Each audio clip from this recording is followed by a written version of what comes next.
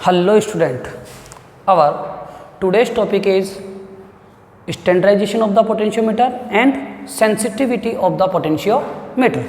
तो पहला जो टॉपिक रहेगा वो है विभवमापी का मानकीकरण और जो दूसरा टॉपिक है बेटा वो है विभवमापी की सहनशीलता या फिर अपन बोल सकते हैं सेंसिटिविटी।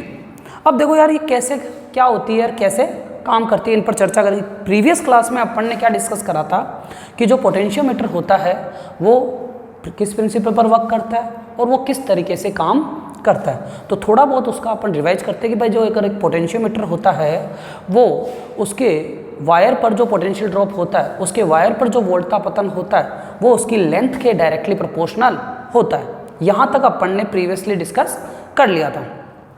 अभी अपन डिस्कस करते हैं, थोड़ा सा आगे देखते हैं। देखो मान लो अगर एक एग्जांपल के थ्रू लूँ इसको, तो अपने पास एक पोटेंशियोमीटर है, ठीक है। ये बैटरी, ये इसका एक प्राइमरी सर्किट होता है पोटेंशियोमीटर का। ये रियोस्टेट, ये की, ये प्लस माइनस, ये बैटरी।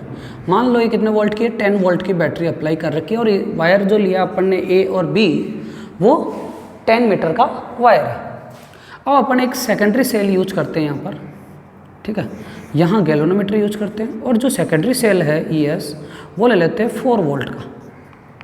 तो ये जो सेल है ये किस लेंथ पर आकर बैलेंस होगा, let the cell is balanced at the L length. अब बैलेंसिंग लेंथ क्या होती है कि जहाँ पर गैल्वेनोमीटर में डिफ्लेक्शन कितना आ जाता है, 0, और इस डिफ्लेक्शन को बोलते हैं नल डिफ्लेक्शन। जहाँ पर गैल्वेनोमीटर में फ्लो होने वाली करंट की वैल्यू क्या हो जाती है, 0 हो जाती है। ठीक है भाई, यहाँ तक पल्ले पड़ा, ठीक है। अब देखो गैल्वेनोमीटर में फ्लो होने वाली करंट की वैल्यू कब 0 होगी, कि जब इस गैल्वेनोमीटर के दोनों टर्मिनल पर पोटेंशियल सेम होगा, मतलब Vg1 बराबर Vg2। ठीक है, देखते हैं सर कैसे। भाई अब अपने को समझ में आएगा कि ये 10 वोल्ट है, वो इस 10 मीटर के वायर को दिया, तो 1 मीटर के 10 वोल्ट 10 मीटर के वायर ने खाया। तो 1 मीटर के वायर ने कितना पोटेंशियल खाया, 1 मीटर के वायर ने 1 वोल्ट खाया। तो अपन इसको क्या बोल सकते हैं कि x the potential gradient is the potential per unit of the length. तो x इज इक्वल्स टू 10/10, तो 1 वोल्ट पर मीटर। मतलब जो वायर है उसके ऊपर potential drop per unit of the length कितना है, 1 वोल्ट पर मीटर है। ठीक है, अब अपने को यहाँ से चर्चा, यहाँ से 10 वोल्ट अप्लाई करा, तो यहाँ पर 1 मीटर, 2 मीटर, 3 मीटर और जो भी है 4 मीटर। अब अगर यहाँ से 10 वोल्ट आ रहा है तो ये प्लस और प्लस रिपेल करेंगे, तो 10 में से 4 चला गया, तो यहाँ कितना बचा, 6 वोल्ट। अगर यहाँ पर 6 वोल्ट है तो इस टर्मिनल पर भी कितना वोल्ट आना चाहिए, 6 वोल्ट। क्या इस टर्मिनल पर 6 वोल्ट और इस टर्मिनल पर 6 वोल्ट, क्या तभी गैल्वेनोमीटर वाली ब्रांच में फ्लो होने वाली करंट की वैल्यू 0 होगी? हाँ सर, तभी इस गैल्वेनोमीटर वाली ब्रांच में फ्लो होने वाली करंट की वैल्यू 0 होगी, जब इस गैल्वेनोमीटर के दोनों टर्मिनल पर पोटेंशियल सेम हो जाएगा। तो भाई देखो इस पर भी 6 वोल्ट और इस पर भी 6 वोल्ट, तो यहाँ पर अब 6 वोल्ट कैसे आएगा? तो भाई 1 मीटर का वायर है तो 1 वोल्ट खा गया, तो यहाँ 10 दिया तो यहाँ 9 वोल्ट बचा। यहाँ कितना बचा, 9 वोल्ट बचा। तो देखो इसको थोड़ा समझने की कोशिश करना, यहाँ 9 वोल्ट बचा, ठीक है। अब यहाँ अगले 1 मीटर का वायर है तो अगला 1 वोल्ट खा गया, तो 9 वोल्ट दिया तो यहाँ 8 वोल्ट बचा। ठीक है भाई, अगला 1 मीटर है तो अगला 1 और 1 वोल्ट खा गया, फिर यहाँ कितना बचा, 7 वोल्ट बचा। अगला 1 और मीटर वायर है, फिर 1 वोल्ट खा गया, तो बचा कितना साहब, 6 वोल्ट बचा, जो कि तुम्हें चाहिए था। अगर यहाँ 6 वोल्ट और यहाँ 6 वोल्ट, तो इस गैल्वेनोमीटर वाली ब्रांच में फ्लो होने वाली करंट की वैल्यू क्या हो जाएगी, 0। और वही अपना क्या है, नल डिफ्लेक्शन। तो इस सेल को कितने मीटर पर बैलेंस हो रहा है, 4 मीटर पर बैलेंस हो रहा है। अब देखते हैं, ये तो हो गया इसका इस तरीके से। अब देखो मैथमेटिकल रूप में कैसे, अपने को पता है ES is balancing at L, तो ES बराबर XL, तो L बराबर ES upon X।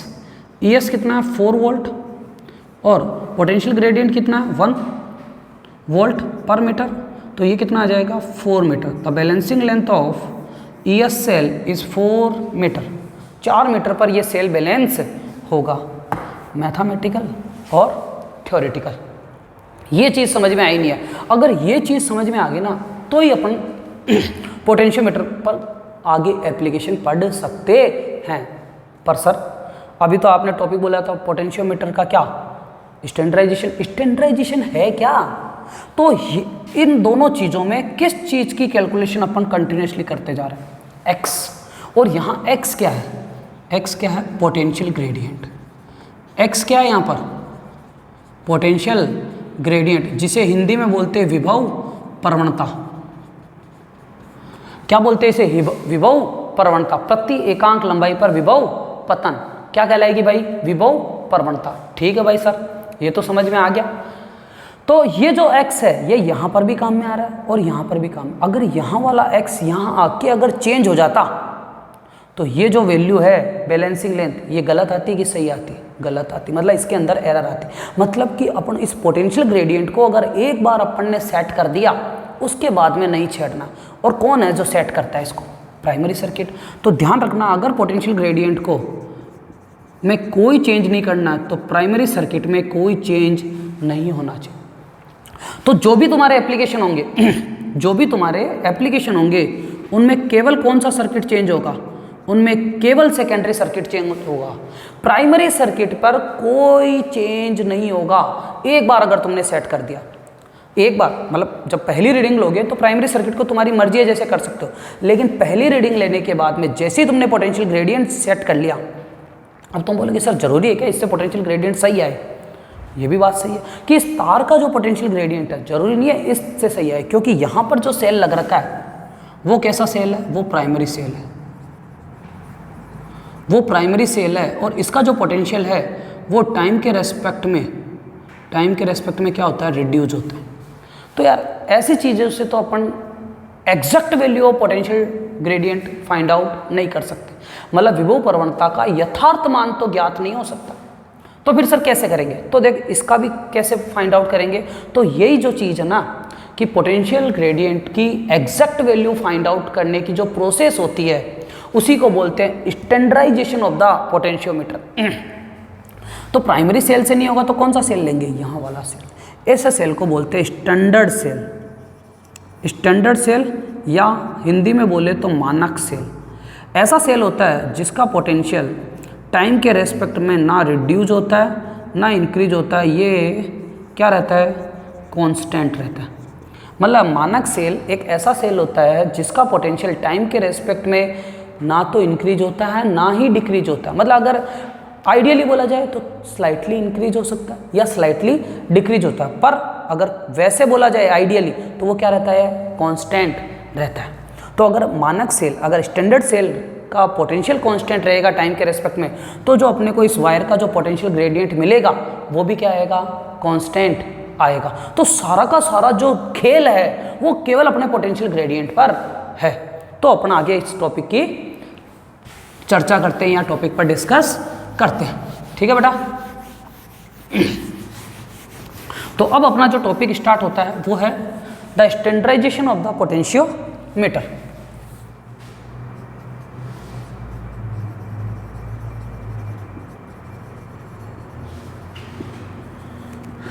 Standardisation of potentiometer, हाँ हिंदी में बोलते हैं विभव मापी का मानकीकरण। विभव मापी का मानकीकरण। अब देखो बेटा क्या होता है, एक ही चीज़ है कि विभव मापी का मानकीकरण अर्थात स्टैंडर्डाइजेशन ऑफ पोटेंशियोमीटर कि पोटेंशियोमीटर वायर के पोटेंशियल ग्रेडियंट की एग्जैक्ट वैल्यू फाइंड आउट करने की जो प्रोसेस होती है उसी को बोलते हैं स्टैंडर्डाइजेशन ऑफ पोटेंशियोमीटर। मतलब the process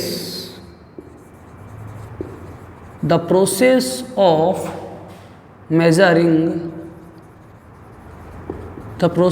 measuring the exact value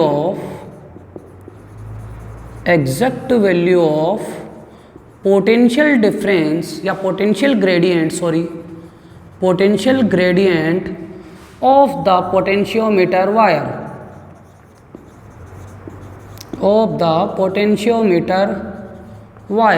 is known as standardisation of potentiometer. ये हो गई स्टैंडर्डाइजेशन ऑफ पोटेंशियोमीटर का मीनिंग कि भाई किसी भी पोटेंशियोमीटर है और उसके पोटेंशियोमीटर का जो वायर है उसका पोटेंशियल ग्रेडियंट की एग्जैक्ट वैल्यू कितनी है कि वो 1 मीटर पर कितना वोल्टेज खाता है, वो उसकी एग्जैक्ट वैल्यू फाइंड आउट करने की जो प्रोसेस होती है बेटा उसी को बोलते हैं स्टैंडर्डाइजेशन ऑफ पोटेंशियोमीटर। यहाँ तक ओके, आगे चलते हैं। अब देखो इसका सर्किट कैसे बनेगा। तो भाई अगर मेरे को स्टैंडर्डाइजेशन ऑफ द पोटेंशियोमीटर निकालना है तो मेरे पास सेल भी कैसा यूज होना चाहिए, स्टैंडर्ड सेल यूज होना चाहिए। तो in standardisation of potentiometer we using a standard cell like Daniell और कैडमियम। ये जो दोनों सेल होते हैं ये स्टैंडर्ड सेल होते हैं, इनका पोटेंशियल टाइम के रेस्पेक्ट में कांस्टेंट रहता है, प्रैक्टिकली नहीं आइडियल, प्रैक्टिकली थोड़ा बहुत स्लाइटली चेंज होता है। तो in standardisation of potentiometer we using the standard cell like for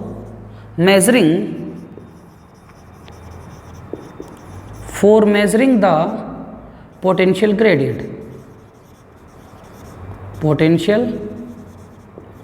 gradient, ठीक है। अब देखो सर्किट क्या होता है, तो सर्किट समझते हैं, है ना।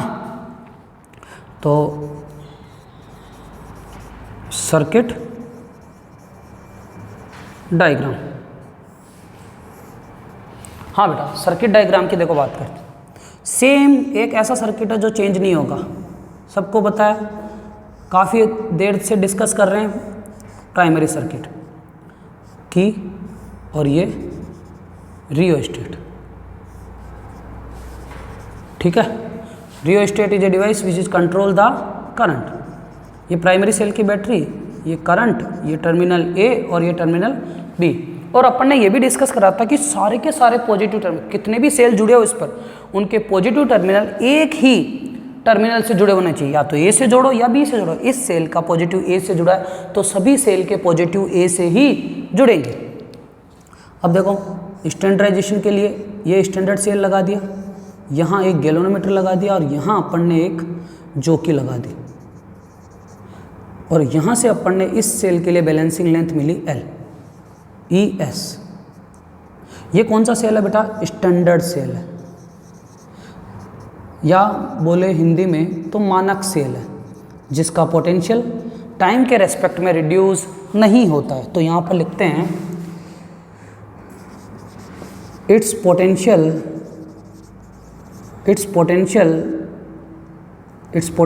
is constant with respect to time,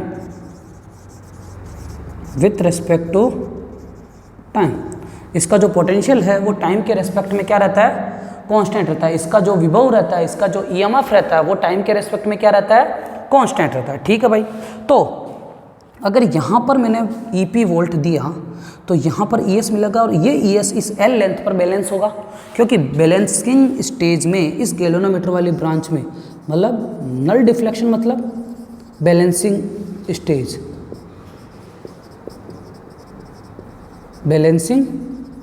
stage, ठीक है। इसका मतलब IG बराबर 0, तो VG1 दोनों टर्मिनल पर पोटेंशियल इक्वल होना चाहिए।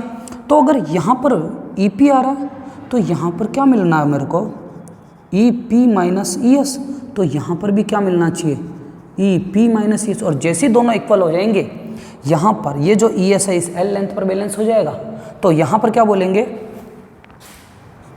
कि if at null deflection the standard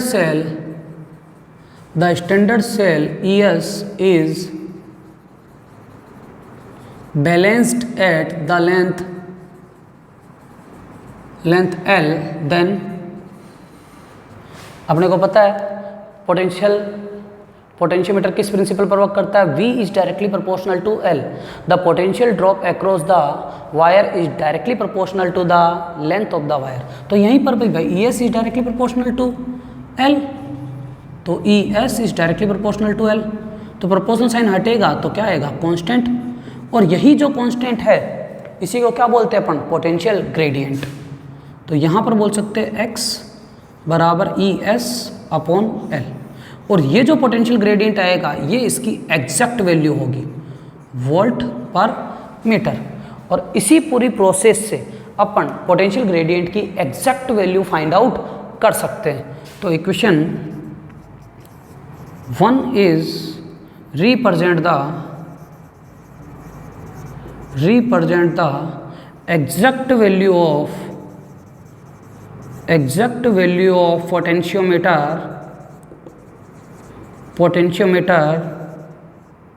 exact value of potentiometer wire by standardization of potentiometer by standardisation of potentiometer. जो समीकरण 1 है वो विभवमापी के तार की विभव प्रवणता का यथार्थ मान को निरूपित करता है। हिंदी में लिख लेते हैं। समीकरण 1 विभवमापी के तार की विभव प्रवणता के यथार्थ मान को निरूपित करता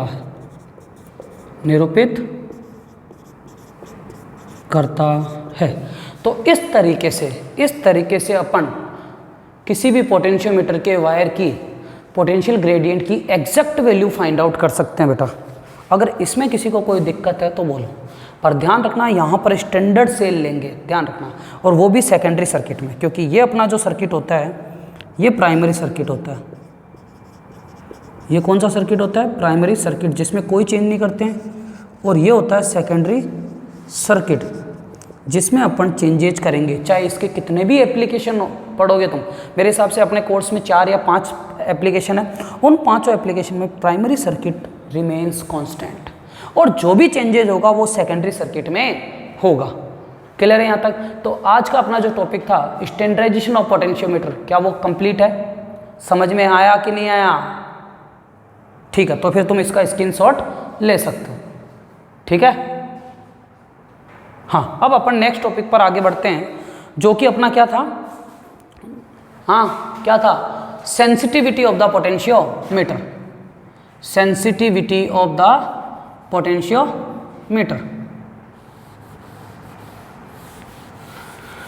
तो देखो यार, सेंसिटिविटी वर्ड से तुम्हें समझ में आ रहा होगा कि सर अगर मैं एक सेल लूँ या मैं कोई पोटेंशियल डिफरेंस निकालूँ, किसके द्वारा? पोटेंशियोमीटर के द्वारा। तो पोटेंशियोमीटर के द्वारा अगर मैं किसी सेल का ईएमएफ निकालता हूँ या फिर मैं किसी भी सर्किट के बीच का पोटेंशियल डिफरेंस निकालता हूँ, तो उसका जो मेरे पास रीडिंग आए वो एकदम ब्रॉड तरीके से है। अगर मैं सिंपल सा एक तुम्हें पहले तो टॉपिक डालते हैं अपन। टॉपिक अपना है सेंसिटिविटी। सेंसिटिविटी ऑफ पोटेंशियोमीटर, जिसे बोलते हैं विभवमापी की सुग्राह्यता। विभवमापी की सुग्राह्यता। हाँ, अब इसको थोड़ा समझना है। देखो होता क्या कि मान लो मेरे पास 1 मीटर की या 1 फुट की एक स्केल है, जो तुम्हारे पास याद हो तो 1 से 30 तक की होती है ना? 1 से 30 सेंटीमीटर, जिसे 1 फीट बोलते हैं। ठीक है, ये स्केल देखिए। अब अगर मेरे को इससे 0.001 सेंटीमीटर की लेंथ नापनी है, एक चीज़ समझना, मेरे को 0.001 सेंटीमीटर की इससे एक लेंथ नापनी है। और इसमें जो खाने होते हैं तुमने देखा होगा, 1 सेंटीमीटर में 10 खाने होते हैं। अगर मैं 1 सेंटीमीटर की बात करूं, इस तरीके से खाने मिलेंगे तुम्हें 1 सेंटीमीटर। तो इस 1 सेंटीमीटर में अब इस मेरे को 1 सेंटीमीटर अगर नापना हो ना, है ना, तो ये पूरा 1 सेंटीमीटर है। लेकिन अगर मेरे को इस यहाँ से 0.1 सेंटीमीटर कैलकुलेट करना हो तब भी मैं कैलकुलेट कर सकता हूँ। ये रहा, ये 0.1 सेंटीमीटर। लेकिन अब मेरे को अगर 0.01 सेंटीमीटर कैलकुलेट करना है, अब कैसे करूँगा मैं? तो अब देखो 0.01 कैलकुलेट करने के लिए मेरे को इन दोनों के बीच में भी फ्रैक्शन चाहिए। ये इन दोनों के बीच में अगर मेरे को स्केल के अंदर 10 फ्रैक्शन दिख जाए तो मैं इनको भी इसका कैलकुलेशन कर सकता हूँ। लेकिन अगर मेरे को यही चीज़ रीडिंग, अब सोचो ये रीडिंग इससे नहीं कर सकता मैं कभी भी, तो मेरे को ये फ्रैक्शन चाहिए, नॉर्मल स्केल से ये नहीं होगा। तो अपन याद करो ऐसा किसके लिए करते हैं? वर्नियर कैलिपर्स, याद होगा 11th क्लास में पढ़ा होगा तुमने। वर्नियर कैलिपर्स से का जो लीस्ट काउंट होता है वो यही होता है। मतलब कि वहाँ पर अपन स्मॉल डिस्टेंस को कैलकुलेट कर सकते हैं। क्यों? क्योंकि वहाँ पर जो स्मॉल डिस्टेंस को कैलकुलेट करने का एरिया ब्रॉड है, जो वो एक इतना सा वो स्केल रहता है उसके अंदर, उसे अपन वर्नियर स्केल बोलते हैं। चलो ये नहीं आए, एक और चीज़ समझो। मतलब मेरे पास एक गाड़ी है ना, मेरे पास एक सेल है। सेल का ईएमएफ है, यहाँ पर एक एक चीज़ समझते हैं। ये सेल है और इस सेल का ईएमएफ है, एक सेल है उसका ईएमएफ है 2 वोल्ट। सेल का ईएमएफ कितना है? 2 वोल्ट। और इस सेल को नापने के लिए तुमने जो वोल्ट मीटर यूज करा वो 3 वोल्ट का है। उसमें 1 वोल्ट, 2 वोल्ट, 3 वोल्ट ऐसे खाने हैं, है ना, ऐसे ये 1, ये 2 और ये 3 वोल्ट के खाने। तो जो निडल जाएगी वो यहाँ रुक जाएगी। तो तुम्हें 2 वोल्ट का कैलकुलेशन आराम से हो जाएगा कि भाई हाँ भाई ये जो सेल है इसका ईएमएफ कितना है? 2 वोल्ट है, क्योंकि 3 वोल्ट का ही है जिसमें 3 ही पार्ट है। 3 ही पार्ट है, मतलब 1 वोल्ट, 2 वोल्ट और 3 वोल्ट। 1 volt, 2 volt, 3 volt. तो जो सुई है, जो नीडल है, वो कहाँ के रुक जाएगी? 2 वोल्ट पर। तो तुम्हें पता लग जाएगा कि भाई ये सेल है 2 वोल्ट का। लेकिन सुनना, अब यही चीज़ है, अब तुमने सेल का जो ईएमएफ है वो बहुत छोटा ले लिया। सेल का ईएमएफ ले लिया तुमने 0.2 वोल्ट। कितना लिया? 0.2 वोल्ट। अब तुमने इसको लगाया उसी वोल्ट मीटर से 1 वोल्ट, 2 वोल्ट और 3 वोल्ट, है ना। अब अगर यहाँ से ये 1 वोल्ट और 2 वोल्ट के बीच का डिफरेंस तो 0.1 है सर, लेकिन यहाँ 0, अब इसका 0.1 और 0.2 ये यहाँ कहीं दिखाएगा, और वो इतना आइडियली भी नहीं दिखाएगा। चलो फिर भी तुम चलो मान लो तुम्हारी आंखें अच्छी है, बहुत शार्प आई है सर हमारी, तो सर मैं तो यहाँ से सीधा चांद देख सकता हूँ। वो भाई तू देख सकता है, बड़ी बात है, लेकिन छोटी से छोटी चीज़ देखने के लिए अपनी आंखों की एक पावर होती है जिसे बोलते हैं रिजॉल्विंग पावर। जिसकी रिजॉल्विंग पावर ज़्यादा है, अभी तुम्हें हो सकता है तुम्हें वो समझ में नहीं आया कि सर किसकी बात कर रहे हैं। अपन 11वें 12वें चैप्टर में जब जाएंगे ना तो ये भी पता चलेगा कि ये रिजॉल्विंग पावर क्या होती है। तो अगर जिसकी रिजॉल्विंग पावर अच्छी है, कि दो ऑब्जेक्ट को अलग अलग करने की जिसकी पावर अच्छी है, उसको आराम से पता लग जाएगा। मैं एक बार बता रहा हूँ, तो ये मान लो 0.2 वोल्ट पर सबको पता भी लग गया। तीसरा केस, अब जिसके पास सेल आ गया 0.002 वोल्ट या फिर 0.02 वोल्ट। अब अगर क्या ये वाला जो वोल्ट मीटर है 0, 1, 2 और 3, ये वाला वोल्ट मीटर इसको कैलकुलेट कैसे दिखाएगा? हल्का सा उठेगा। पर क्या तुम कैलकुलेट कर सकते हो? नहीं कर सकते। अब तुम कैलकुलेट नहीं कर सकते, मतलब इस जब ईएमएफ लार्ज था तो थोड़ा बहुत फाइंड, जैसे जैसे ईएमएफ स्मॉल हुआ तुम्हारा एपरेटस की टाई टाई फिश होने लग गई। मतलब तुम्हारा एपरेटस क्या नहीं शो कर रहा है यहाँ पर, इसके रेस्पेक्ट में सेंसिटिविटी शो नहीं कर रहा है। कि बड़े ईएमएफ के लिए तो सेंसिटिविटी अच्छी दिखा रहा है, लेकिन छोटे ईएमएफ के लिए इसकी सेंसिटिविटी बहुत कम हो गई, मतलब बहुत कम डिफ्लेक्ट हो रहा है।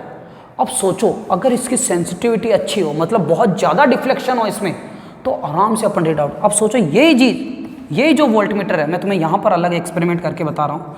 सेम सेल है,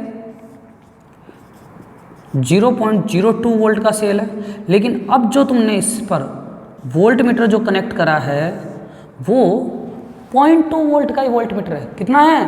0.2 वोल्ट का। तो ये 0 है ना, ये 0.01, 0.02, ठीक है, और 0.03 प्लस 1, ये 0.03 वोल्ट का ही है।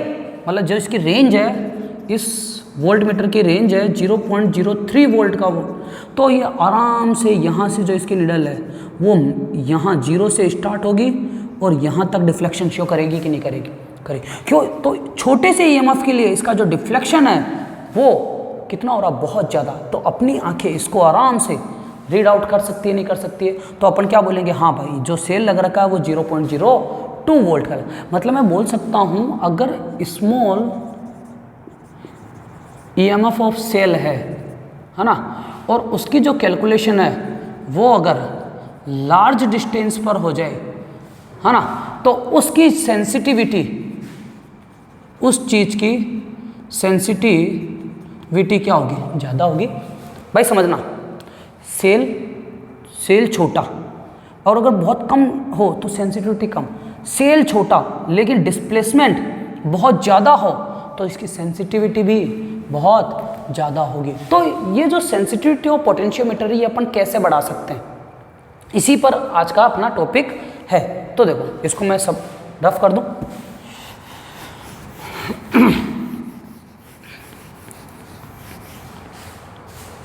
तो सेंसिटिविटी की जब भी बात होगी तो सेंसिटिव विभवमापी की सुग्राह्यता जिसे बोलते हैं, तो ये क्या होगी, अगर स्मॉल ईएमएफ ऑफ सेल हो या और small potential drop between electrical circuit, between two terminal of electrical circuit, two terminal of electrical circuit. भाई कि नहीं, दो टर्मिनल के बीच का पोटेंशियल डिफरेंस हो या किसी सेल का ईएमएफ हो, बहुत छोटा ईएमएफ हो, उनके लिए अगर इसका जो डिफ्लेक्शन हो रहा है या जो शो कर रहा है ये डिस्टेंस, मेजरिंग डिस्टेंस शो कर रहा है, मेजरिंग लार्ज डिस्टेंस शो कर रहा है, measuring large distance, large balance distance कर रहा है, तो इसकी सेंसिटिविटी क्या होगी, ज़्यादा होगी, क्योंकि अपन आराम से पढ़ पाएंगे उसको। कैसे? अब देखो इसका सर्किट डायग्राम, बात करते हैं सर्किट डायग्राम की।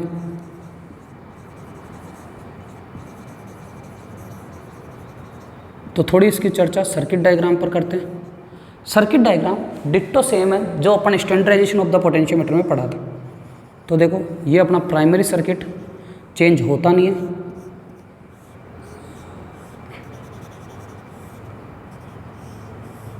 ठीक है, ये रियोस्टेट, ये की, ये प्राइमरी सेल की बैटरी, ये इसकी करंट, ये ए, ये बी। अब यहाँ पर अपन जब सेकेंडरी सर्किट या सेकेंडरी सेल जोड़ेंगे तो देखो यहाँ पर अपन ने कोई सेल जोड़ा ES, है ना, और यहाँ वो गैल्वेनोमीटर लगाया और यहाँ अपन ने इसकी लेंथ ली कितनी, L, ठीक है। कहाँ पर L कब मिलेगी, जब ये नल डिफ्लेक्शन पर होगा।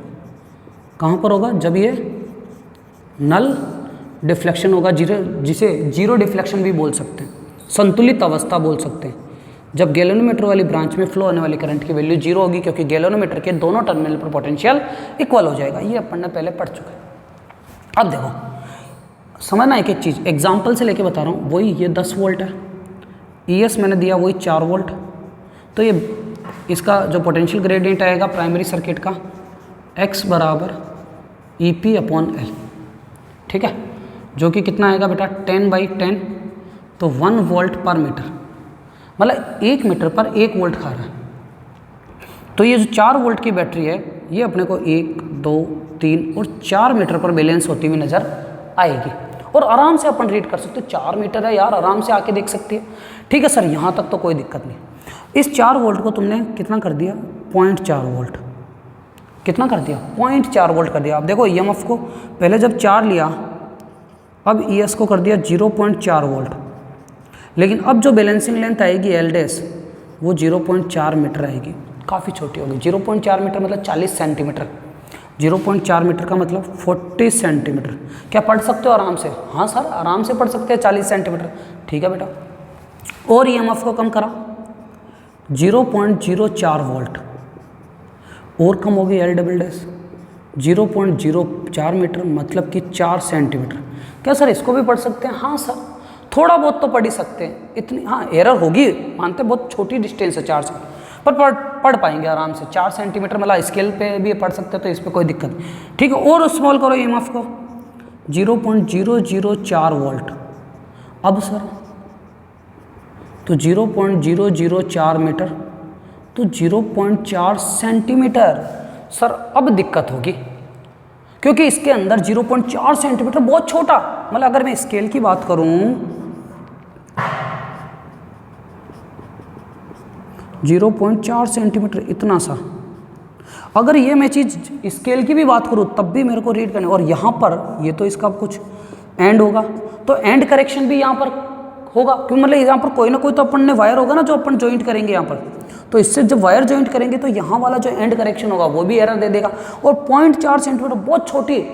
अब सोचो अगर यही जो चीज़ है ये लार्ज डिस्टेंस पर बैलेंस हो, देखो यार इसको समझना पड़ेगा तुम्हें, हो सकता है तुम कंफ्यूज हो। बस इस स्मॉल EMF को, ये स्मॉल EMF है, अब ये बैलेंस हो रहा है, ये बैलेंस हो रहा है 0.004 मीटर, जिसको बोल सकते हैं अपन 0.4 सेंटीमीटर। अगर ये इस पर बैलेंस हो रहा है 0.4 सेंटीमीटर, अगर यही बैलेंसिंग लेंथ बढ़ जाए इसकी, EMF तो वही है लेकिन बैलेंसिंग लेंथ बढ़ जाए तो काम हो जाए। तो देख यहाँ पर अगर मैं देखूँ बैलेंसिंग लेंथ अगर बढ़ाने के लिए पोटेंशियल ग्रेडियंट को क्या करना पड़ेगा, कम करना पड़ेगा। तो अगर ये पोटेंशियल ग्रेडियंट कम कर दूँ, अब देखो क्या कैसे कम कर सकते, EP को अगर मैं कम कर दूँ, पोटेंशियल ग्रेडियंट कम करना, EP को कम करूँ, है ना। तो अगर मैं EP को पोटेंशियल ग्रेडियंट कम करना है तो मैं EP को मान ले कर दिया मैंने 1 वोल्ट, एक चीज़ समझना, EP को 1 वोल्ट कर दिया, तो EP को मैंने कर दिया 1 वोल्ट, तो 1/10 तो 0.1 वोल्ट पर मीटर, 0.1 वोल्ट पर मीटर, तो इतना है। तो ES बराबर XL है ना, तो ESL क्या हो जाएगा, ES/X। अब देखो ES कितना है, ये 0.004 और X कितना है 0.1, तो ये क्या आएगा 0.04 मीटर, 0.04 मीटर मतलब 4 सेंटीमीटर, 0.04 सेंटीमीटर, 4 सेंटीमीटर तुम आराम से कैलकुलेट कर सकते हो। यार क्या करा मैंने, पोटेंशियल ग्रेडियंट घटाया तो बैलेंसिंग लेंथ ऑटोमेटिक क्या हो रही है, बढ़ रही है नहीं बढ़ रही। मतलब कि अगर मेरे को सेंसिटिविटी बढ़ानी है तो पोटेंशियल ग्रेडियंट क्या करना पड़ेगा, घटाना पड़ेगा। तो यहाँ से अपने को एक रिलेशन मिल रहा है दोनों से कि भाई साहब कि sensitivity of the potentiometer is inversely proportional to 1 potential gradient. Sensitivity of the potentiometer is inversely proportional to the potential gradient of the potentiometer. तो ध्यान रखना कि अगर तुम्हें सेंसिटिविटी बढ़ानी है तो पोटेंशियल ग्रेडियंट घटाना पड़ेगा। ये चीज़ समझ में आई कि नहीं आई? तो देखो पहले लेंथ में EMF को कांस्टेंट रख रहा था यहाँ पर, मतलब किसके EMF को, प्राइमरी सेल के। तो प्राइमरी सेल के EMF को कांस्टेंट रख रहा था, पोटेंशियल ग्रेडियंट कांस्टेंट थी। तो जैसे जैसे मैं सेल का EMF कम कर रहा था, बैलेंसिंग लेंथ भी कम हो रही थी। अब मैंने क्या करा, पोटेंशियल ग्रेडियंट कम करा, और जैसे ही मैंने पोटेंशियल ग्रेडियंट कम करा तो इस स्मॉल EMF के लिए जो बैलेंसिंग लेंथ आई वो भी ज़्यादा आ गई, जिसको अपन आराम से रीड आउट कर सकते हैं। तो इस जो पोटेंशियोमीटर की है जो सेंसिटिविटी क्या कर दी अपन ने, बढ़ा दी, किसके द्वारा, पोटेंशियल ग्रेडियंट को कम करके। तो सेंसिटिविटी कैसे बढ़ा सकते हैं, जब अपन पोटेंशियल ग्रेडियंट को कम कर दें। तो अब पोटेंशियल ग्रेडियंट क्या होगा, देखो यहाँ से पता चल रहा है, तो अपने को पता है पोटेंशियल ग्रेडियंट या विभव प्रवणता क्या होता है, x बराबर EP/L, यही होता है द वोल्ट पर मीटर, इक्वेशन नंबर 1। एक बार ऐसे ही लेते हैं ना। अब देखो इस पर अगर ये इस पूरे का रेजिस्टेंस R है तो इसमें जो वोल्टेज ड्रॉप होगा वो क्या हो जाएगा, EP बराबर IR। क्लियर? तो यहाँ पर आ जाएगा the voltage drop across the potentiometer wire. अगर सारे के सारे रेजिस्टेंस को नेग्लिजिबल कर दो, इसका रेजिस्टेंस नेग्लिजिबल मान लो, इसका जो इंटरनल रेजिस्टेंस है उसको नेग्लिजिबल मान लो। तो अगर इनको नेग्लिजिबल मान लिया तो ई पी बराबर आई आर, जितना वोल्टेज दूंगा उतना वोल्टेज इसको खाना पड़ेगा। तो देखो ई पी बराबर आई आर, ई पी बराबर आई आर, ई पी बराबर आई आर की वैल्यू चिपका देता हूँ। तो एक्स बराबर आई आर अपॉन एल, ठीक है यहाँ तक। अब अपने को पता है कि अगर किसी भी वायर का जो रेजिस्टेंस होता है वो रजिस्टिविटी पर इस तरीके से डिपेंड करता है, आर बराबर रो एल अपॉन ए। तो ये वैल्यू यहाँ रखते हैं, ठीक है। तो x बराबर I upon L into rho L upon A, L ने एल को मार दिया, तो x बराबर I rho upon A. Equation number 2, volt पर मीटर। मतलब कि अगर मेरे को पोटेंशियल ग्रेडियंट को, अगर मेरे को अगर x को कम करना है देन I को कम करना पड़ेगा, रो को कम करना पड़ेगा और एरिया पाई आर स्क्वायर को बढ़ाना पड़ेगा, तब भी मेरा पोटेंशियल ग्रेडियंट कम होगा और तभी मेरी सेंसिटिविटी क्या होगी, हाई होगी। बोलो यहाँ तक क्लियर है नहीं है? ठीक है। तो इसी तरीके से अपन किसी भी पोटेंशियोमीटर की जो वायर है उसकी सेंसिटिविटी को या किसी भी पोटेंशियोमीटर की सेंसिटिविटी को इंक्रीज कर सकते हैं by decreasing the potential gradient. Clear है? तो ये अपना जो आज का टॉपिक है ये है सेंसिटिविटी ऑफ द पोटेंशियोमीटर। कि सिंपल तुम्हें एक ही चीज़ याद रखनी है कि स्मॉल पोटेंशियल ड्रॉप हो या स्मॉल ईएमएफ का सेल हो, उनके लिए जो बैलेंसिंग लेंथ है वो ज़्यादा से ज़्यादा कैसे मिल सकती है, कि पोटेंशियल ग्रेडियंट को कम करने पर। क्लियर है बेटा? ठीक है। तो आज के अपने दोनों टॉपिक थे, एक तो सेंसिटिविटी ऑफ द पोटेंशियोमीटर और इससे पहले वाला टॉपिक था standardisation of the potentiometer. Clear है बेटा? तो स्क्रीनशॉट ले लो इसका। ठीक है, ओके, थैंक यू। जय हिंद, जय भारत।